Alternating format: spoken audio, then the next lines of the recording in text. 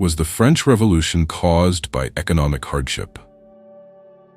Welcome back to TimeFrame, where we delve into the pivotal moments in history that shaped our world.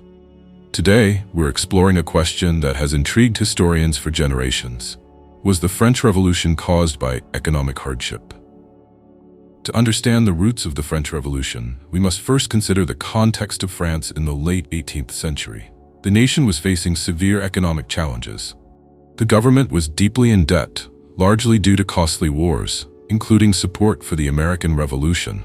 This mounting debt led to increased taxes, particularly on the lower classes, who were already struggling to make ends meet. At the same time, the price of bread, a staple in the French diet, soared. Poor harvests and bad weather contributed to food shortages, which meant that many families could barely afford to feed themselves. This created a palpable sense of frustration and anger among the populace, particularly in urban areas where the gap between the rich and poor was stark. In addition to these economic struggles, there was a growing discontent with the ruling class. The French monarchy, led by King Louis XVI, seemed out of touch with the everyday realities faced by ordinary citizens. The lavish lifestyle of the aristocracy contrasted sharply with the hardships experienced by the common people. This disconnect fueled resentment and a desire for change. As the economic situation worsened, calls for reform began to gain momentum. The Enlightenment had introduced new ideas about governance, liberty, and equality. Thinkers like Rousseau and Voltaire inspired a generation to question the status quo.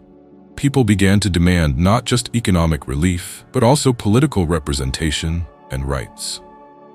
The Estates General was convened in 1789 as a response to the financial crisis. This assembly brought together representatives from the three estates: the clergy, the nobility, and the common people. However, the commoners, known as the Third Estate, felt underrepresented and marginalized. Their frustration boiled over when they declared themselves the National Assembly, asserting their right to govern and represent the will of the people. Economic hardship played a significant role in this chain of events, but it was not the sole cause of the revolution. It was the combination of economic distress, social inequality, and the influence of Enlightenment ideals that ultimately ignited the flames of revolution.